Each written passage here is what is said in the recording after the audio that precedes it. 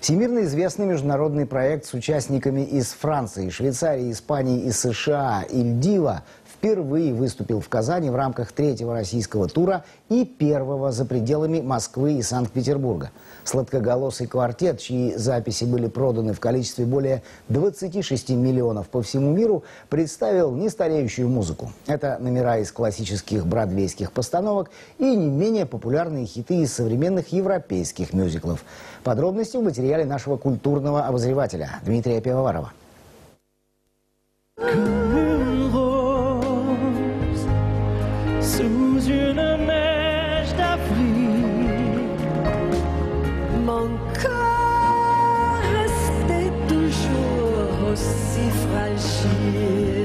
Совместное выступление с Барбарой Стрейзенд, Тони Брэкстон, Селин Дион или Хелен Сегара, четко срежиссированное шоу с выверенными эмоциональными пассами зрительному залу и шутками на тему качественной эстрады, проект, которому исполнилось 10 лет, выехал в российский тур. На этот раз география путешествий необычная: Москва, Санкт-Петербург, Казань, Самара, Екатеринбург и Уфа.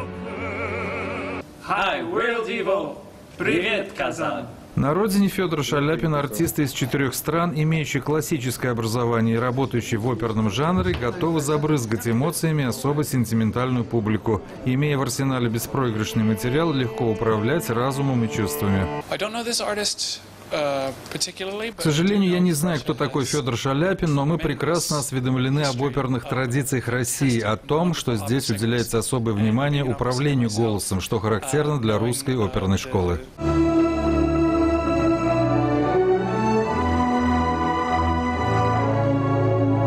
Фрагменты из мюзикла «Висайская история», «Отверженный призрак оперы», «Юг Тихого океана», «Кэтс», «Эвита», всего 24 композиции в рамках тура «Мюзикл Эфе» приблизили нашу публику к ассоциациям, связанным с понятием хорошего вкуса. Можно унестись в какой-то свой срежиссированный мир, помечтать о прошлом, о любовных променадах и вечной гармонии.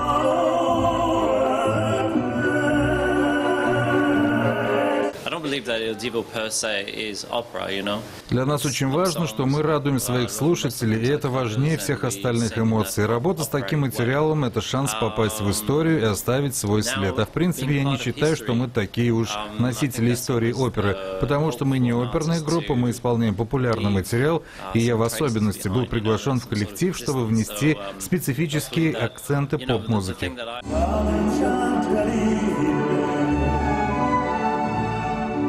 Someone may be laughing, you may be laughing across the crowded room. Вместе с «Сахарной четверкой» на сцене работала команда оркестра театра имени Мусы Джалиля в составе 18 музыкантов. Кстати, эта группа работала и вместе со Стингом в шоу 2011 года «Симфоницити». Что же касается артистов высокого эшелона, таких как Стинг, Элтон Джон или Депеш Мод, появление их в Казани пока не предвидится. Последние события на Украине заставили многих исполнителей уйти в тень. Дмитрий Пивоваров, Александр Царегородцев, телеканал «Эфир».